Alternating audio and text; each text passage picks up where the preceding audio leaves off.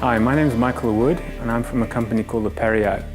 We're a Johannesburg-based firm that helps FMCG companies accelerate their business across the whole of Sub-Saharan Africa. Sub-Saharan Africa today is 1 billion consumers, and the key questions that most companies have is where to play and how to win. Let me share with you a few of the thoughts and advice we give to our clients at Aperio on that subject. So, the big thing about Sub-Sahara, or what a lot of people are talking about, is that it's the next 1 billion consumers. The opportunity is now in Africa. In 10 years' time, it'll no longer be a developing market. It'll be a market well on its way to being developed with a lot more competition and a lot tougher to enter. So the second thing is that I tell people is that armchairs don't work. What I mean by that is Africa is a continent of action. You have to get out of your chair, you have to go and see what's happening, and you have to make things happen yourself. A lot of people are afraid of Africa because they don't know a lot about it, but I can tell you one thing for a fact, that the knowledge gap is universal. Everybody's missing the knowledge, so don't let that stop you from doing something in these markets. There's no hard and fast rule in terms of what you can and can't do. And often you try a lot of stuff, most of it doesn't work, but some of it does, and if it does, then that's great, because the cost of failure in a lot of these markets is usually relatively small. Most large companies in the FMCG industry talk about execution as being the only strategy that works, because think of yourselves as consumers and how you relate to a brand, whether you're going into your supermarket, watching what's going on the TV, or any of the touch points where you interact with that brand. So at the end of the day, the only strategy that matters in building brands with consumers is the one that gets executed. And the last thing is that in developing markets, results speak for themselves. As mentioned, we're a consulting company, which means that we give advice. Normally we charge quite a lot of money for it. Not today, I must add. And we operate in the FMCG industry. We work with a number of global companies and a number of local companies. So the question is, why Africa and why now? It's quite simple. The opportunity in Africa is all around growth. Most global, fast-moving consumer goods companies are struggling to find growth in their traditional markets in Europe and North America. Hence the desire to find new markets where there is expansion and opportunities to growth. But let's just look at three different sets of data which confirms why the time for Africa is now in terms of growing your brands and your business. The first one is economic growth. The African continent is already growing ahead of the rest of the world and almost on a par with the developing markets in Asia. The second, and probably one of the most important factors, is the population growth. Africa sits at 1 billion consumers today, but by 2025, that will grow to 1.4 billion consumers.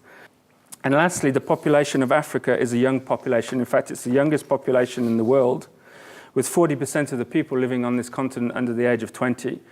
The third set of data that I'd like to share with you is the growth in urbanization. There's 50 cities in Africa with a population of over 1 million. In the next 10 years, that will grow to 65 cities with 1 million. And what does that mean in terms of consumption? Well, typically, consumers living in urban areas earn more money, so a higher per capita income, and they're easier to reach, because reaching consumers within an urban context is much easier than reaching consumers within a rural context. But the key question that most companies have before they start is where to play.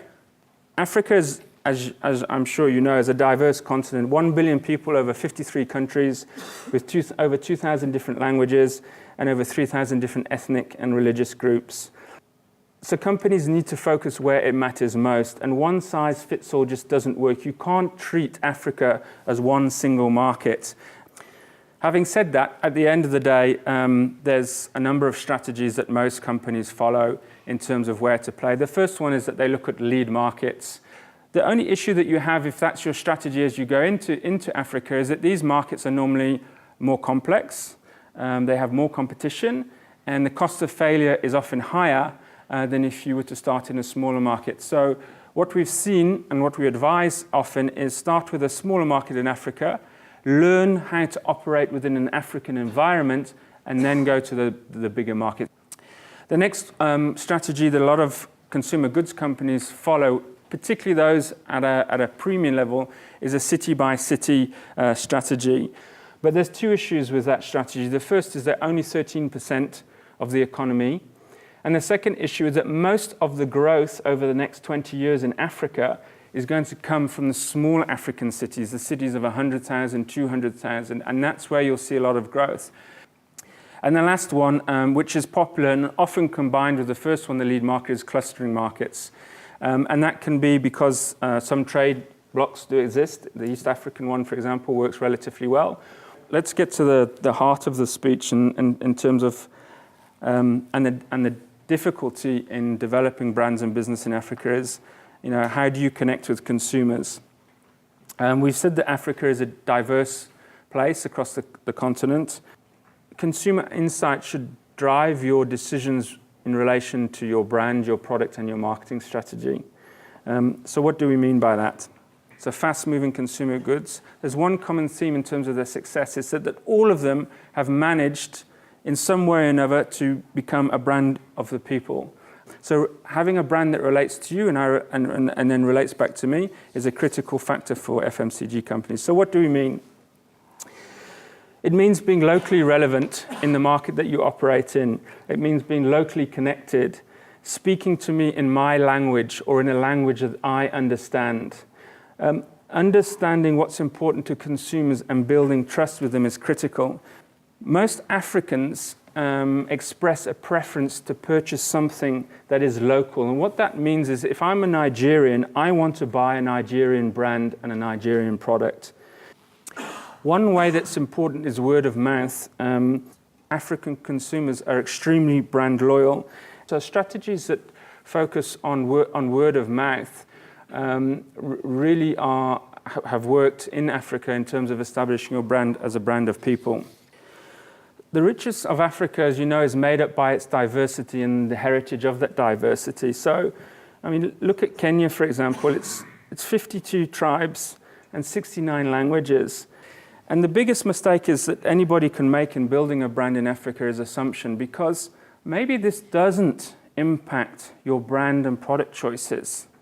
Or maybe it does, but making an assumption either way is quite a dangerous strategy. So hence it comes back to understanding your consumers and understanding how to connect with them.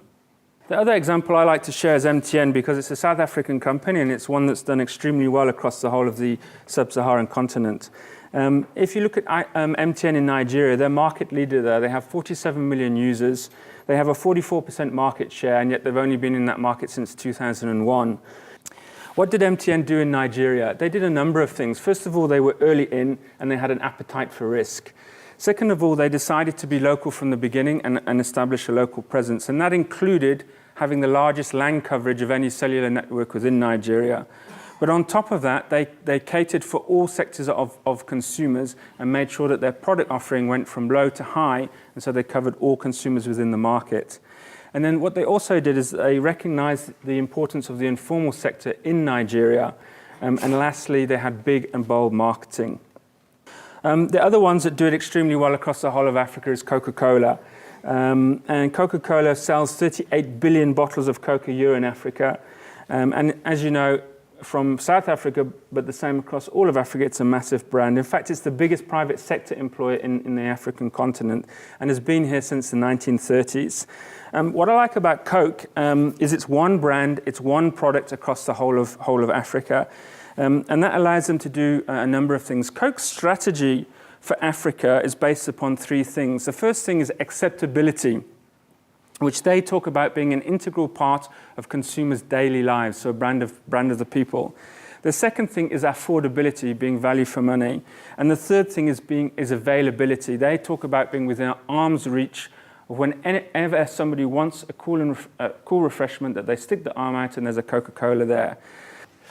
Okay, so an important part about building a brand of the people is consumer trust.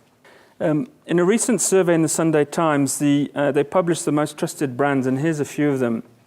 But what they all have in common is that they build consumer trust based upon brand promise and delivering on brand promise and consumer expectation. Okay, I'm not going to talk too much about youth, but youth is the opportunity within Africa. 40% of the people are under 20. Most of the youth today in Africa tend to be much better educated than their parents were. Just to talk about product fit and the relevance of product across Africa, I've decided, or if you try to have a one-size-fits-all strategy in terms of your brand and products, you would fail. In the dairy industry, looking at the three regions across Africa, so West, East and South, there's very distinct and different consumer habits in the way people consume dairy products. First of all, in West Africa, the majority of dairy is either consumed in a powder format or in a concentrated format. If you look at East Africa, outside of the major urban centres, most people have their own cow, and most people milk their own cow and consume their own milk. And then looking at South Africa, which is the most developed and commercial market, where not only can you buy fresh and long life milk in the supermarkets, but you have a relatively developed processed dairy industry with things like yogurt and custard. So I wanted to show you this example just to say, once you get into Africa and look at the different markets, don't assume that everything is the same. There's very distinct differences in the way consumers consume and their preferences. The critical question is affordability, and most of consumers in Africa fall into a middle or lower income bracket. They're paid daily or weekly. They don't have access to transportation, and they shop on a daily basis in their local store. So managing the whole question of affordability and value is critical. And here's a few examples of different ways in which companies have managed to do that with consumers.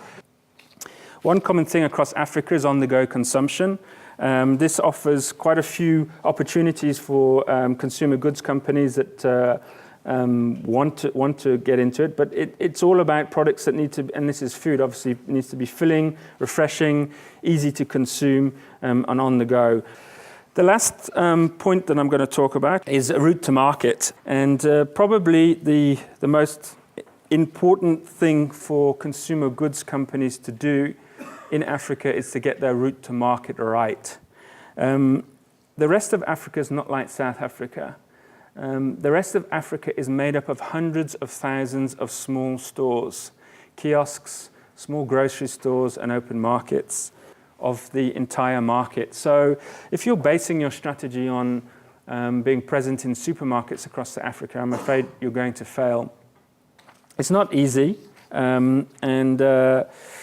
reaching these outlets is complicated, it's expensive, and it's the biggest challenge for FMCG companies, but it's critical if you want to reach consumers in a meaningful way across Africa. So building a route to market strategy as part of your expansion plans into Africa is probably the most critical factor, and I'm going to just give you 3 examples of companies that have done a good job. The best and the most consistent in this respect across all African markets is Coca-Cola, and I think possibly because they allow themselves to focus on execution in market, and execution is their only focus. But they've built a pretty impressive system of reaching stores and reaching consumers in every single African market. And even in a small village in Kenya, at one end you'll have a Coke container painted with Coke. At the other end, you'll have a Coke container painted, and you'll go and see the guys. They're 2 separate stockists.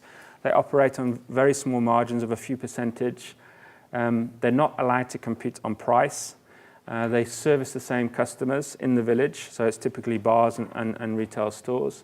And the only thing that they can differentiate themselves on each other is on the service that they offer and the availability of product. And that's in the smallest village in every single African country. So yeah, that's a critical factor of being successful in consumer goods. So that's it. That's what we do. We help brands accelerate their growth across Africa. Thank you.